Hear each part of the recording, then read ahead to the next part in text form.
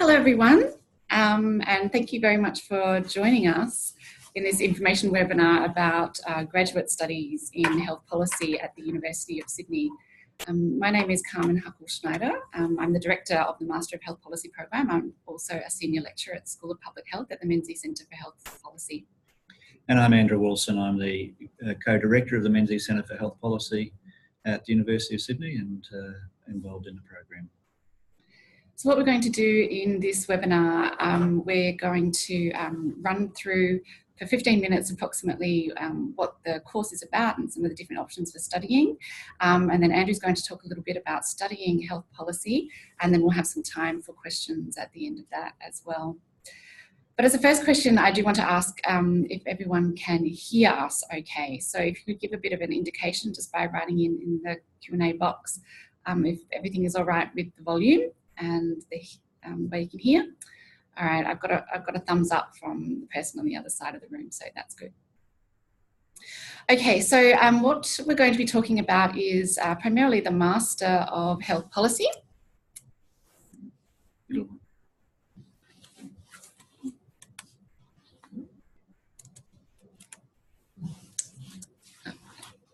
The Master of Health Policy. Sorry, I had to just work out how to move to the next slide there.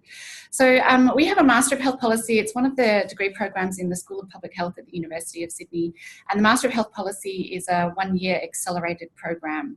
So that means that if you're studying the Master of Health Policy full-time, we assume, so in order to be able to get entry into the Master of Health Policy, you need to have work experience already, and having that work experience qualifies you to enter into our accelerated program, which is a master's, which is 1 year full time. There are also options for studying the master's part-time. In fact, most of our students, because they're continuing on with their work, are studying part-time if they're in Australia, but the full-time study option is there for people that are coming from overseas to study.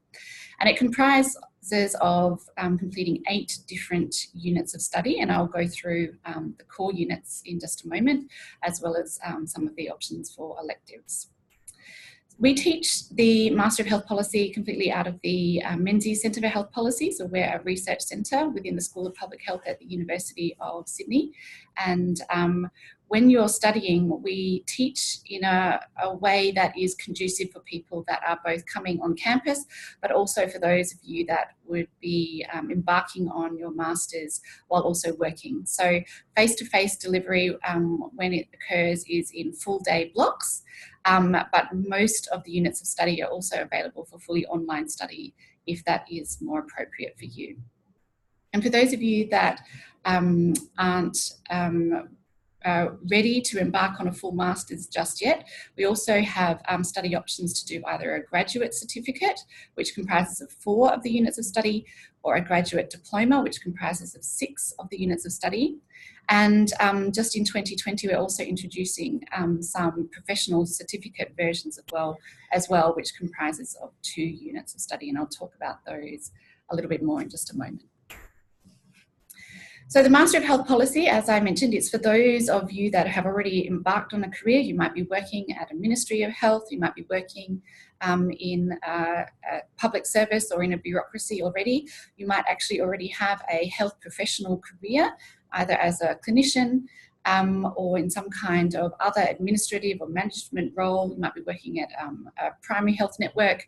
And so it's designed for people that are looking to increase their capacity and value, working in health services, working in policy making, and moving into management, leadership and strategy positions as well. So we work on building the skills for policy analysis, and we mean that very broadly, so that we can shape health systems and how we do health policy in the future. Everything from problem identification through to designing solutions and managing pathways to implementation right through change. So in completing the Master of Health Policy, you will be then equipped to be able to work at a higher level right across the health sector and related sectors to health as well. So this is us, this is the team that is primarily involved in the teaching of the Master of Health Policy. Like I said, it's run out of the Menzies Centre for Health Policy, which is a centre within the School of Public Health at the University of Sydney. And everyone that you see on the screen is involved in teaching, but we're also academics and we research health policy. And we also all have roles outside of academia, working either with government or with NGOs or with the community sector. So we think it's an important part of our job that we are not just working within universities, but we're working closely with the health sector in various different kinds of advisory, consultative, and support roles as well. So we all do that. So you can see me in the bottom corner of the screen there. I run the Master of Health Policy. Also down the bottom there is Sam Robotham, who's an expert in citizen science, who is a lecturer in the team. You see Anne-Marie Tho there, who is an expert on nutrition policy, as well as public policy theory in health, and she has many roles in international organisations in advisory capacity.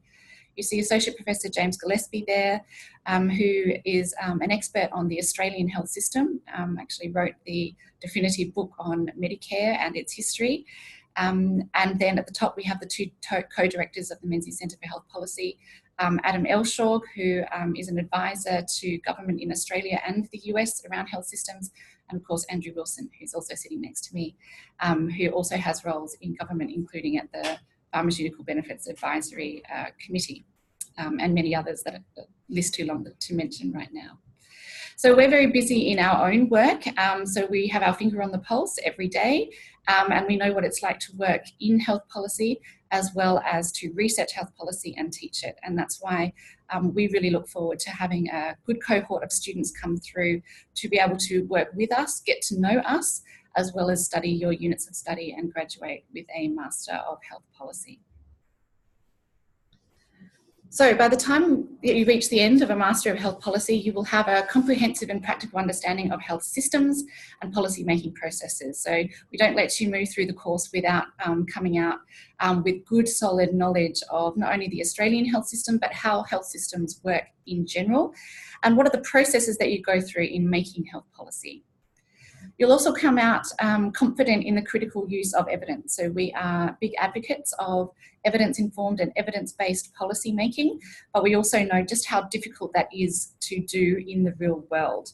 So we spend lots of time talking about ways that we can access evidence, different types of evidence that we can use, critically appraise it, explain it, get to the truth of the matter so that we can make wise decisions in health policy in the future.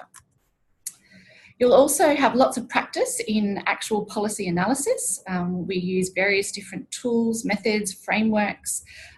We work through systems thinking methodologies. We work through different methods for evaluation, undertaking research, and this includes economic evaluation as well in the course.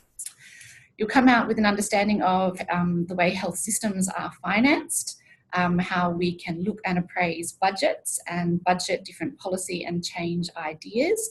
We also work through models of insurance and models of payment systems in and around health systems. So any of you that are currently grappling with that or are in a position where you're likely to move into careers where you are in charge of budgets or in charge of working out payment systems and models in your health systems, this is a good degree course for you. We also don't shy away from the politics and power and agenda setting games which are involved in all different areas of public policy, health policy included. And so you'll have a lot of exposure to learning about how we can understand and navigate and have a degree of persistence as well as comfort with the complicated aspects of power and politics in health policy as well. And you'll also be developing various different skills and have access to lots of different tools to develop and implement new policies. Because ultimately that's what we're all about when we're doing our health policy, is over time improving the system and improving policies that will lead to better use of public funds, private funds, community funds, so that we can achieve improved health for populations overall. And by the time you reach the end of your master's course, you'll be able to graduate with that increased professional confidence to work at higher levels across the health sector in health innovation as well as in health leadership. So on the screen now is a basic rundown of what the master's program looks like. So there are 6 core units in the master's, and you need to complete these 6 core units in order to be able to graduate. And then there are 2 other units that you're able to take in the master's, and they are elective units. And these are units of study that can be taken from throughout the School of Public Health. And actually some students have also requested permission to take some elective units from other schools or even other faculties within the University of Sydney. And generally, if it looks like something that's going to be benefiting you in your career, I'm very favourable to making the decision to allow people to take an elective from another school or another faculty, as long as it meets the credit point requirements to fulfil the degree. So we have 6 core units. The first unit, Health Policy and Health Economics, and the second unit, Health Systems and Financing. Both of these units give you a really good foundation in all of the essential skills that you need to be able to work in and around health systems, as well as in health policy that relates to health, even if it might not be within the health system itself. We have then 2 intermediary units.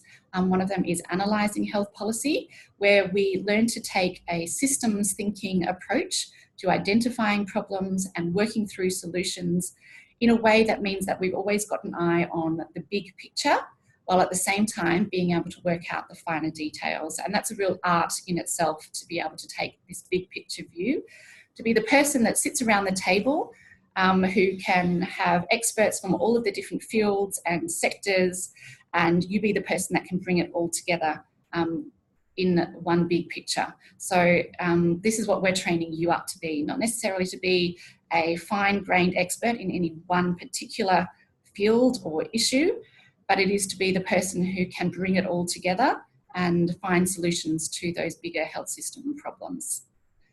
The other intermediary unit is Global Health Policy, where we think about all of the different skills and aspects that we've been learning about so far, and we also integrate that into the global level. And then we have 2 of the final units. One, Evidence into Policy and Practice, where we learn about the relationship between evidence and policy and really hone in our critical appraisal skills of qualitative research, quantitative research, data reports, and how we interpret those and use those in policy making.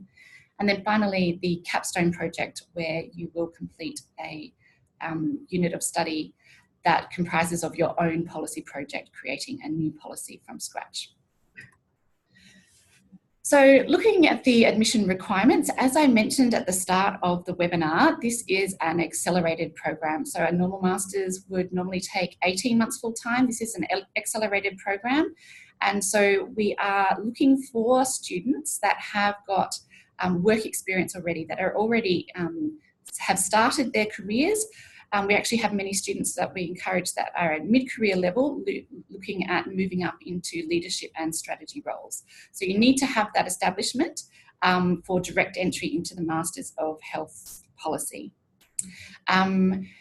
We also require that you have at least the equivalent of a first or a second class honours at a university from within Australia, or an equivalent to that from an overseas university. And if you have any questions about what will qualify or not, I'm very happy for you to get in contact with me. For those of you that might be already further along in your careers, and way back when you started, you didn't do an honours, you only did a bachelor degree, but you're already moving into mid-level career work, and you already have more than that 5 years of professional work experience, there is also an entry pathway for you.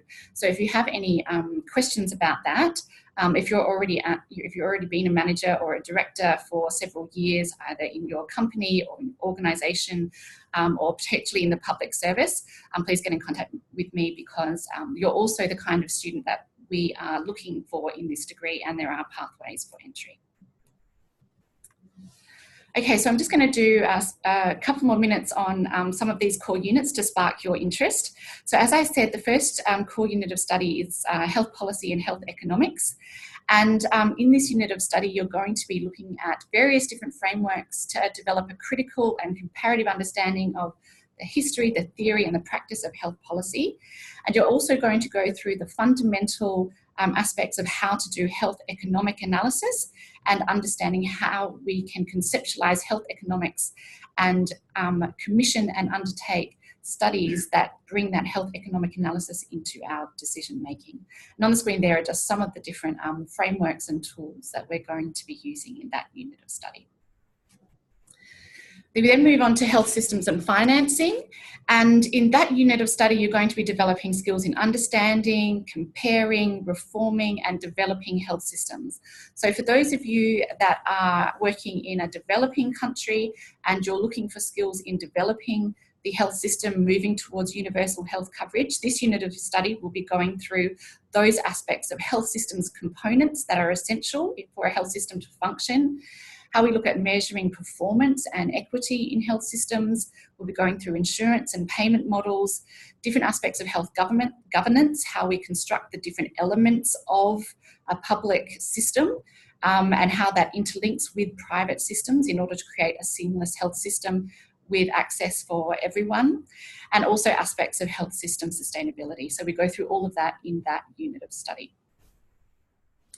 In analysing health policy, we look at things such as what do we define as policy success and how can we identify policy problems and use a systems thinking approach or a big picture approach to be able to identify solutions to those problems and analyse various different scenarios so that we can work towards creating policy proposals that will bring together the different solutions in a way that works throughout the health system and won't run into problems that people hadn't thought about along the way. That's the purpose of taking that big picture thinking.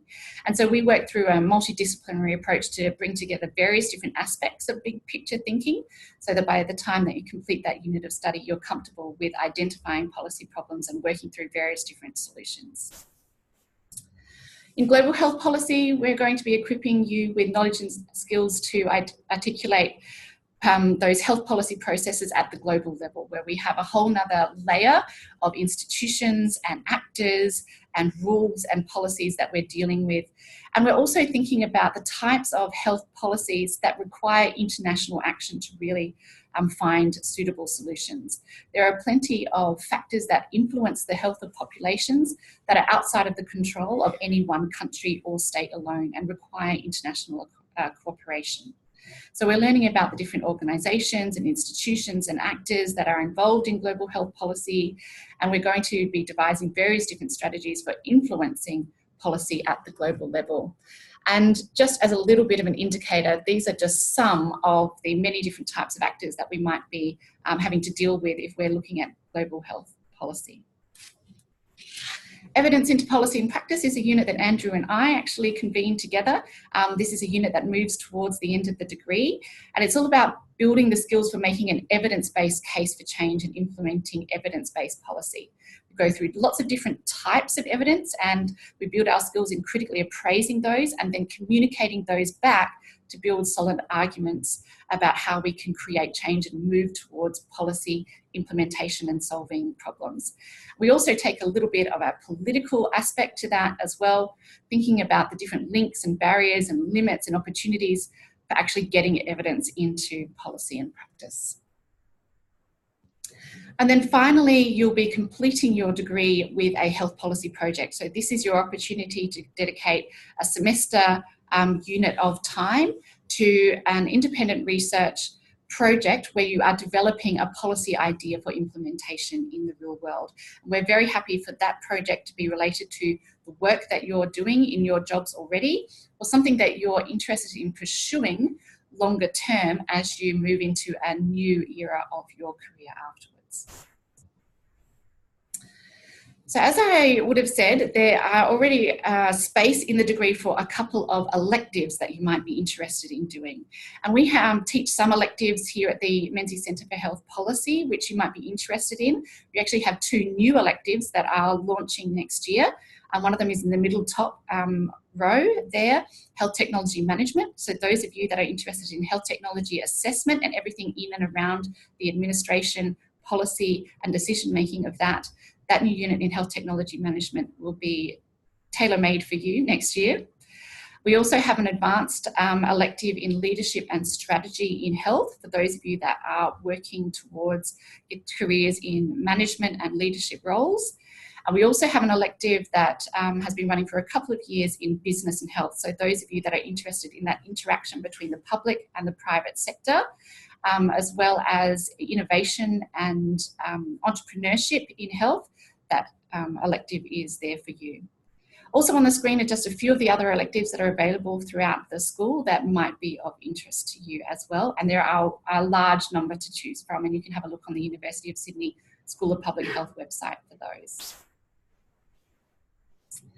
So for 2020, many of you are probably already thinking about how these opportunities can be funded.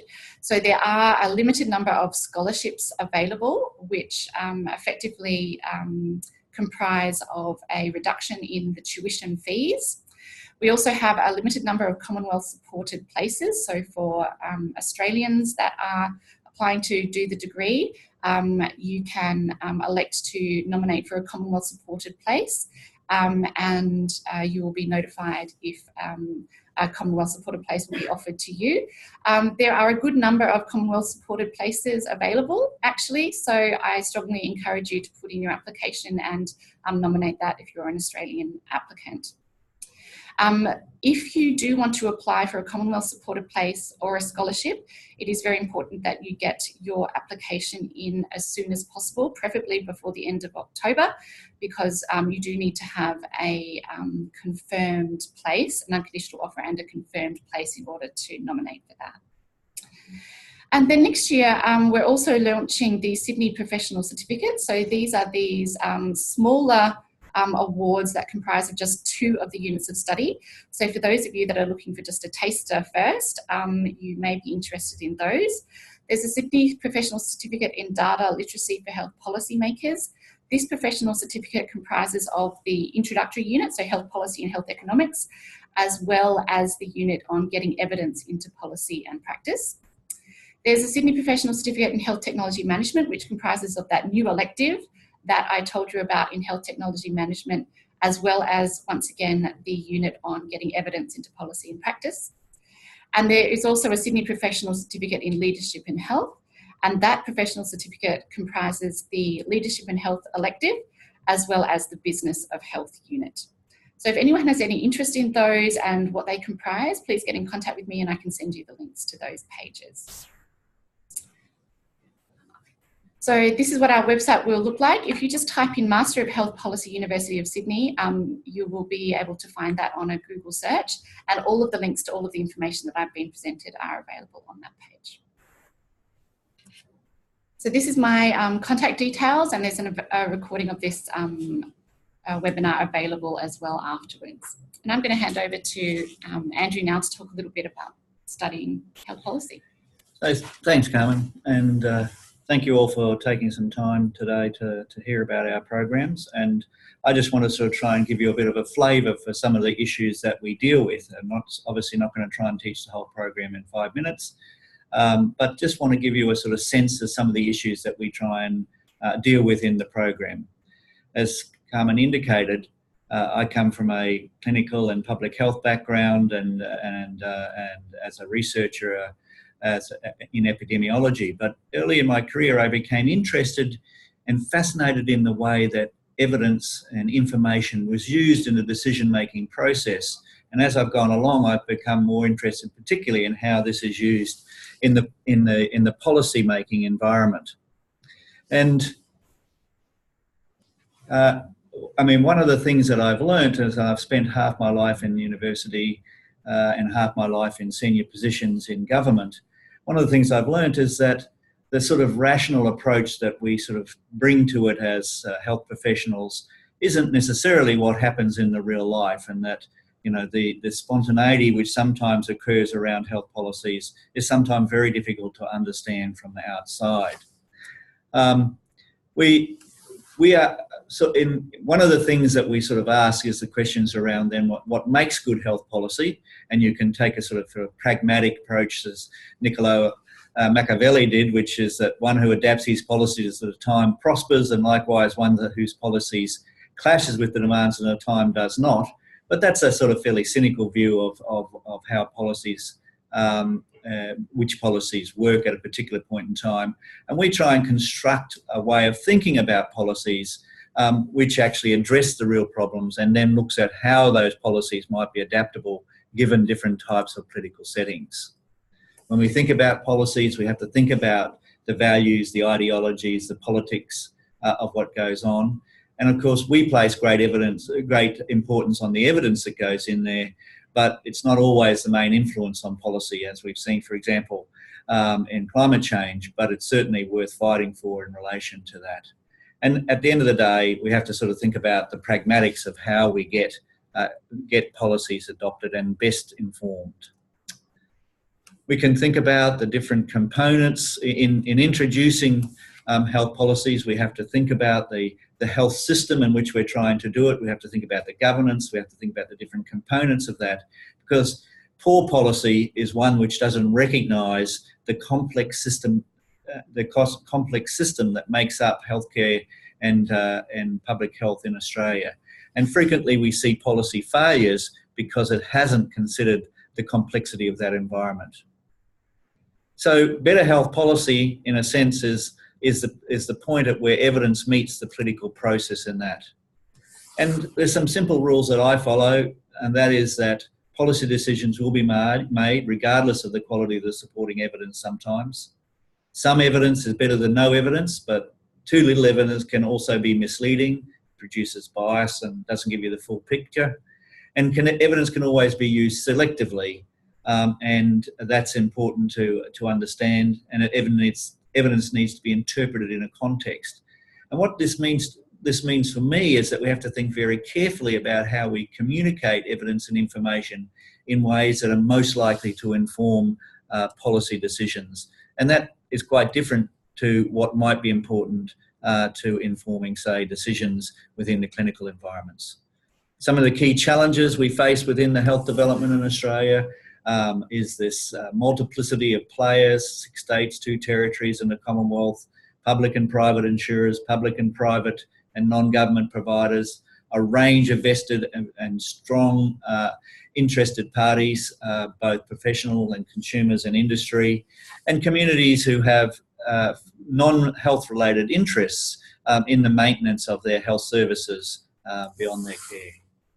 In an international context, we have to think about these broader issues of poverty and insecurity, violence, and ageing of the population, and how these impact on health policies and what we can do about it. And again, in the Masters program, we try and cover both the international to national perspectives, and it's interesting seeing that playing out in the political environment at the moment, as we see some of the statements being made in the political environment at the moment about collaborative international approaches and how we participate in those, and what the importance of that will be for the health of Australians.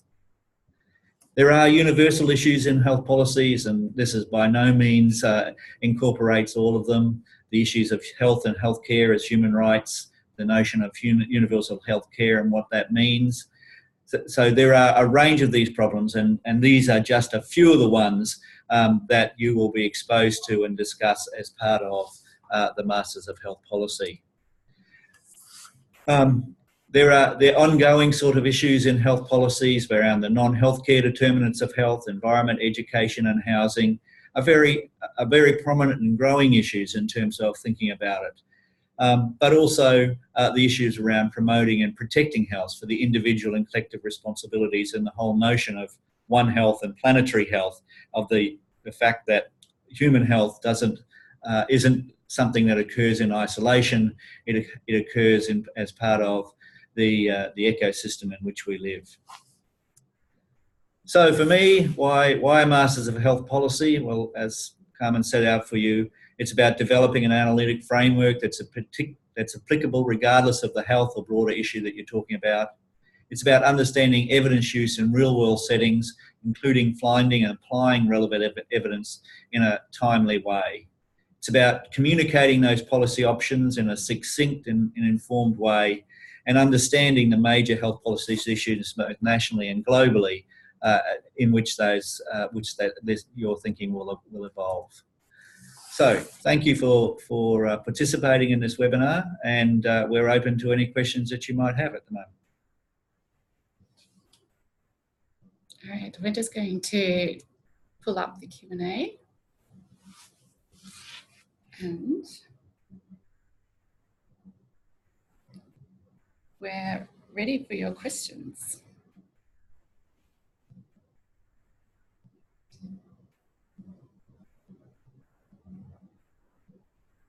I haven't seen any yet. Okay, so we have a question that's come in. Hello, what is the most hours you can work and do the full-time masters? Okay, so yep, this is a common question that we get. So generally my understanding is that if you were doing a full-time master, so that's your primary occupation, so full-time is meant to be 40 hours a week, then probably another 15 hours a week is the maximum that you would be recommended to do as a part-time job to support that.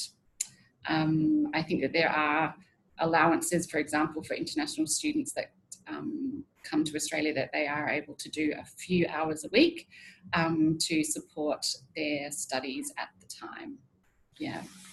Although the reality is that that is a guide for people, and we've certainly had people in the program who have been working half-time or even full-time. It's about how people manage their time and what people consider to be their working week. So, as I say, we provide some guidance about the number of hours that we think you'll need to put to the program, and people frequently work around that. So what we do is we ensure that we don't have core units that require someone to attend on campus from 10 to 12 on a Tuesday, or in fact any time in the middle of the week.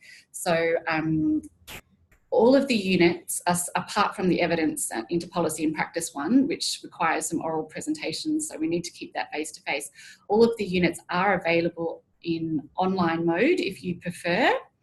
But if you do want to have face-to-face time, we offer them in block mode as well. But that means that the teaching is on a Friday as a full-time and a Saturday as a full-time, and only in a couple of blocks per semester. So people can find that they can generally get a Friday off much easier than they can get any other day of the week off, and that's why we condense things into intensives on a Friday or a Friday and a Saturday. So David's asked the interesting question about how data analytics is included in the program, and underpinning that, of course, is the fact that health data is a key, and understanding health data is a key part of a lot of health policy development and health policy evaluation.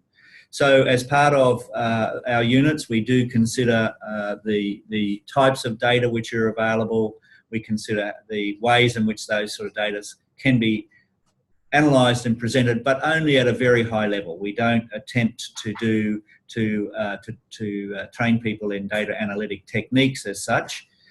There are some electives that people could potentially take as they're interested in that, but as part of understanding how policy is informed, we also talk about data analytics as part of that.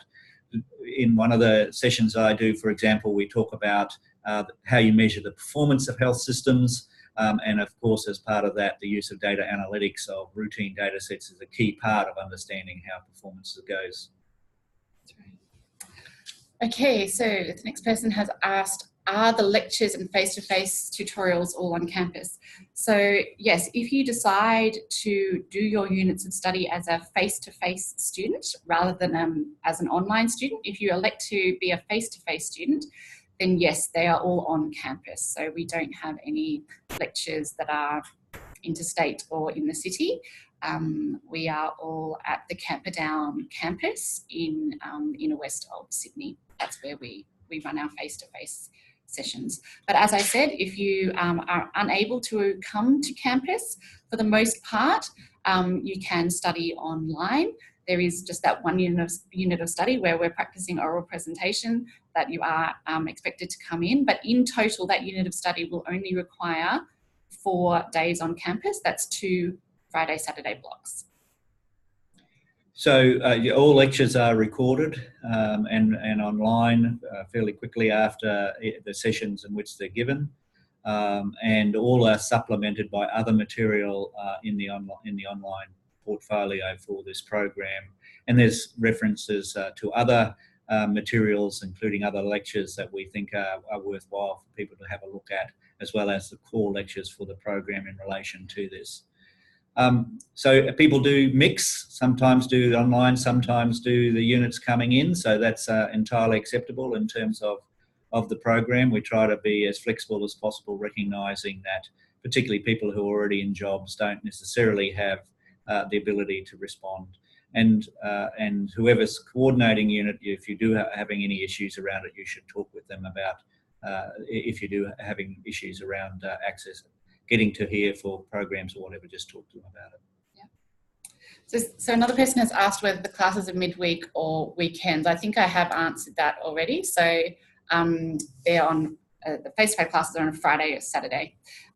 There are some units of study that offer a midweek tutorial, but there's always an online option for that as well. Someone's asked, I've recently completed a Master of Public Health. Am I able to receive any credit for relevant units completed? So if you have already graduated with your Master of Public Health, that means you have effectively used those units for an award already and they cannot be accredited to this award. However, if you are working towards a Master of Public Health and you have not yet actually been awarded that degree, you can transfer into a Master of Health Policy and we can credit the units that you've already studied to this degree, to the electives. So, or if you've done one which we would consider to be an equivalent to the core, we could credit that in. But no, you can't say I've done a Master of Public Health and I've already been awarded it, and can I use what I've done there to get another degree with it? Otherwise, we'd all just be going getting degrees from every other university for the degrees we've already done. So we can't, I can't use my public health to go get a Master of Public Health somewhere else. Are citizens panels or other forums of consumer consultation covered in any of the core units? So as part of the Evidence into Policy and Practice unit, we have a module on consumer voice and consumer participation. We look at that from the perspective of Indigenous communities in Australia, as well as the consumer associations, with an example of Health Consumers New South Wales. We don't actually have any exercises on running citizen panels, however. However, there are a couple of ways that you could use your degree to develop your skills in that. So one would be to work on a project in the Analysing Health Policy unit around citizen panels as a way to research a policy problem. And interestingly, the lecturer Sam Robotham, who runs that unit of study, has a main focus on citizen science. So that could be useful. The other way would be to look at using citizens panels in your capstone project as well. And we have various people around Lindsay's that would be able to support you if that's what you would like to do. Yeah, I've used, in my research, I've used citizen juries for looking at questions in relation to management of obesity, in relation to One Health, and a couple of other situations that we've used citizens juries as one approach to getting citizen input in relation to that. So if you were interested in doing that as a capstone or whatever, there's certainly plenty of experience around the centre in relation to that. Okay, the next question, are there any projects that the university would like completed if we don't have one ourselves at work? There's plenty of ideas. So if you taking a complete hiatus from your work, or if you just don't want to do a capstone that's got anything to do with your current work because you're looking at something else in the future, there is generally no problem at all to be able to find a project that you can work on with your capstone. Yeah, and they will be real world, they'll be drawn, as Carmen said before, we all work, all members of the centre have roles outside of the centre, and so there are plenty of opportunities for real world issues to be identified for somebody who doesn't have one that they feel passionate about. I think, Margaret, we've answered your question. That is, can face-to-face be mixed with online? The answer is yes.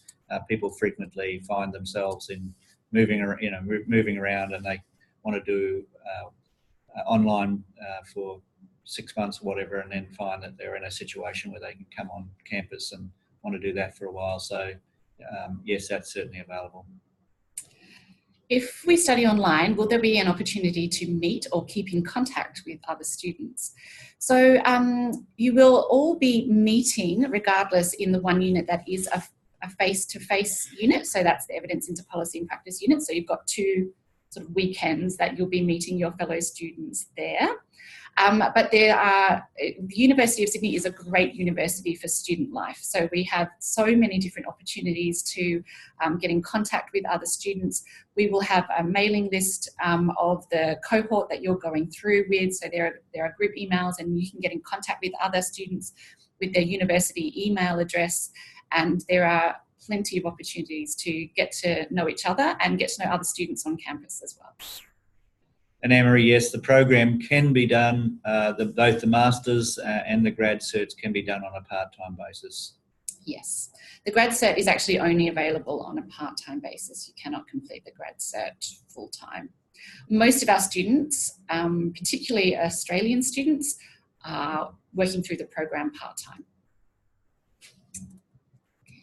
What is the longest duration that you can do the part-time course over if you needed to defer or reduce units? So the university has a policy of a 10-year absolute maximum rule to complete an award. However, there's always a sub-rule of the time that you're meant to complete, depending on whether you're doing it full-time or part-time. So if you were doing it part-time, for example, when you had 4 years to complete the degree, but you were still finding that for some reason something happened to you and you couldn't study for a semester, what you will need to do is do what's called a suspension. It's not like a suspension from school. It's just a formal name for officially pausing for 1 semester, and then the clock stops ticking, so to speak. So if anything like that happens to you, or you need to stop for any reason for a half a year, make sure you keep in contact with me so we can organise it properly so that the clock stops ticking for you. So the next one, again, is a question about the part-time work and what time commitment would be consistent with completing the course in 1 year. Well, again, I always hesitate to give a definitive answer around this because it depends on what you see as your working life and the balance that you want between your work and your study for in any year. But you would certainly be pushing it to complete the whole Masters in 1 year if you weren't prepared to, 3 days, something like that, a week? Yeah, so in your situation, so the first 6 months, great, you can do it full time. You may be able to then do one of the electives in a winter school, maybe, and then you would have another 3 units of study to finish. So I'd probably have a discussion with you about whether you would want to try and push through with that, or whether maybe you would want to put off the capstone until the following year, so you would just have that final project to do. There are various different options. So you could start full time for sure, and we could work through various different ways to make sure that you've got enough time to complete those other units, either maybe something in the winter school, maybe pushing 1 out just to have 1 the project to do in the following year or something like that. So you can get in contact with me and we can work through those options. Can you talk a bit more about the capstone project? Can we work with government agencies? What is the outcome expected? A publishable report. So we would expect that you produce something that is of publishable quality, so grey literature publishable quality, and effectively it is a full proposal for some kind of change within the health system or another system related to health. So a full policy from start to finish with problem identification, solution options, the preferred solution, how that will be implemented, and a budget to be able to carry it out. So it's something that you would be able to take in hand to someone who has the ability to make a change so that they could run with it and carry it off. Basically, that's what we would be expecting at the end. Okay. Regarding the 3 professional certificates you mentioned, would those be able to count towards the Master of Health Policy? Yes, they can. So if you enroll in a professional certificate and you get to the end of those 2 units and you go, yep, this is my kind of thing, I want to keep going, let us know in good time before we actually complete the award, and you can credit that towards the Master of Health Policy, and then you would only have 6 more units to go. So in terms of the format for the assessment for each unit, it varies across the units. All of them require a written work. It varies from short answer type material through to essay material. As Carmen's flagged, there are in one of the units there is a requirement for a verbal presentation as well. But across all of the units, most of the assessment is written material and is submitted online. Yeah. So in some of the units, we also have a few accessible learning tasks where you're writing in discussion boards as well. It only comprises a very small makeup of the final mark, but it also gives you that extra motivation to maintain your engagement throughout the semester and always get online. So even if you choose the face-to-face option of study, you still need to be logging on to what's basically the student site once a week, just to see what's happening during that week. If there are any discussions going on, we need your engagement throughout the semester. And the final question is, are any of the core units offered over summer? No, our core units are all based within the semester. So semester 1, which is starting in March, going through to June, or semester 2, which is starting at the end of August, going through to November. Okay, oh, hang on, did one just pop in? Oh, thanks, Karina. Have you seen any change over time in the type of candidates that are interested in undertaking this Masters? Public sector, private, different academic backgrounds, etc. It's actually remained fairly consistent over time. So we certainly have always had people coming in from the private sector as well as the public sector. We do have a high proportion of students who have some kind of medical practice background, but that certainly doesn't mean that if you're coming in from public service, if you're coming in from an NGO, or if you're coming in from a health-based company, that you would be an exception. By no means at all. And we generally have students that have around that a bit over 5-year career behind them, and then are starting to move into higher levels of management or administration, or they've been a health practitioner for a while and they're finding that these tasks are coming to them anyway. But we also have people that have good 20, 25 years experience, and some people that are even doing a really late career as well. And usually a small number of international. Yeah, and we also have students that are coming in, taking a break from their careers throughout Southeast Asia, South America, who are coming in for a year as they're also finding themselves moving into those decision-making kind of roles in the future.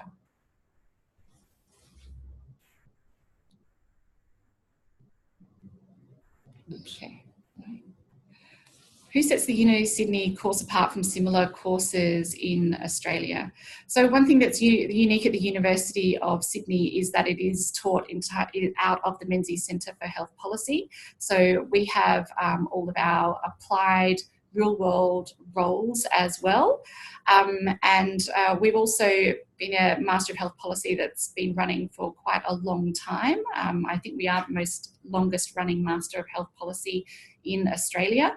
So we have been fine-tuning our course and making sure that it's relevant for people in the various different sectors.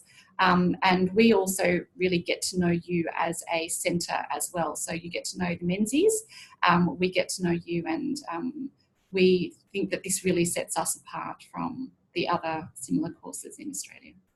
And we place great emphasis on the practical involvement of people who are presenting in the course, that they have an understanding of the real world situation, and drawing on our network of people that are involved with the Menzies research and other Menzies work to participate in the program. Okay, looks like we have reached the, oh, here we go, another one coming up. Why should I do this course rather than an MPH? So it has a few advantages over an MPH. So obviously it is an accelerated program that's designed for those of you that are already working. An MPH will get you a range of fundamental skills. So if you are looking at some kind of career that really requires doing epidemiological studies or a lot of statistical work, then getting into an MPH will get you those generalist skills. If you're going to be a health promotion officer, an MPH will get you those generalist skills. What you're not getting with an MPH is that sort of bringing it all together with the big picture and the systems thinking, those management and leadership type skills, the health systems understanding and the health financing and the budgets, all of those things that we're really doing that strategic level thinking that you're going to get with a Master of Health Policy. So it kind of looking at a different stage of your career rather than those really good broad skills that you would get with a Master of Public Health, which is an 18-month program. I mean, a number of our units are offered into the MPH, into the Masters of Public Health program here at the University of Sydney, so it doesn't necessarily exclude you from some of our units. But the way I would look at it is that one's a generalist qualification in the area of public health. The other is specifically focusing in the area of health policy. We obviously have a very, have as much focus on the healthcare system, if not more, than as in public health and broader. Whereas a Master of Public Health is clearly mostly focused into the public health dimensions of it. Okay, well, thank you very much for your questions. Thank you all participating. And if you have any questions, please don't hesitate to contact me again.